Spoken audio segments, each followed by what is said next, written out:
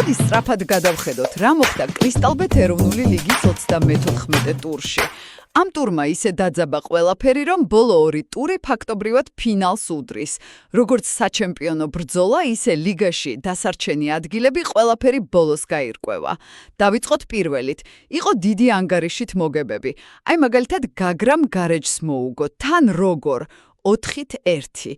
ამით გაგრამ ეროვნულ ლიგაში ადგილი გაინახდა. გარეჯს კი პლეი-ოფი მოუწევს. იგივე მოხდა ქუთაისშიც. ტორპედომ უბრალოდ გაანადგურა ფოთის კოლხეთი 4-0. აქ უნდა ვახსენოთ ბიორნ იონსენიც, რომელმაც მე-19 გოლი გაიტანა და ბომბარდირებში პირველია. მეორე და ალბათ ყველაზე საინტერესო საჩემპიონო რბოლა. აქ ინტრიგა პიკზეა. იბერია 1999-მა თბილისურ დერბიში დინამოს მოუგო მინიმალური ანგარიშით 1-0. არც გორის დილა ჩამორჩა, მათაც ძალიან მნიშვნელოვანი გამარჯვება მოიპოვეს სამგურელთან, ანგარიშით 2-1. ხო და რა მივიღეთ? იბერია და დილა ახლა ქულებით გათანაბრდნენ. ჩემპიონი ბოლო წამამდე არ გვეცოდინება. და ბოლოს გადავინაცვლოთ ცხრილის ბოლოსში, სადაც ნამდვილი დრამაა.